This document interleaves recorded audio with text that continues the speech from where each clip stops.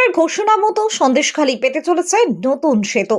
সন্দেশখালী দীর্ঘদিনের দাবি পূরণে আরও এক গুরুত্বপূর্ণ পদক্ষেপ নিল রাজ্য প্রশাসন।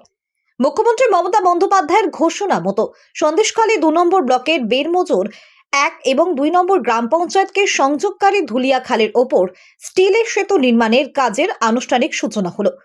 প্রায় ৩,৯১,২৯,০০০ টাকা ব্যয় ২০ মিটার দীর্ঘ এই সেতু নির্মাণ হলে এলাকার যোগাযোগ ব্যবস্থায় আমূল পরিবর্তন আসবে বলে প্রশাসনের আশা।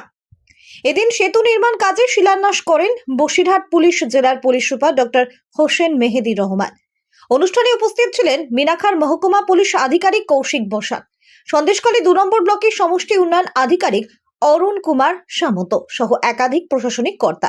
মহিলাদের একটা দাবি ছিল যে এখানে যে কাঠের ব্রিজটা আছে ওটা মেরামত করা হোক এবং এখানে একটা পার্মানেন্ট স্ট্রাকচার তৈরি করা হোক।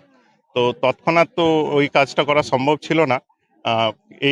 এই উদ্যোগ মানে এই যে ব্যাপারটা আছে এটাকে হায়ার লেভেলে অ্যাপ্রোচ করা হয় এবং মাননীয় মুখ্যমন্ত্রীর নির্দেশে এই ব্রিজটা স্যাংশন করা হয় এবং এর কিছু টেকনিক্যাল ডিফিকাল্টিজের জন্য এই ব্রিজের কাজ একটু দেরি হয় শুরু হতে, কিন্তু মানে যে এখন এই কাজ শুরু হচ্ছে।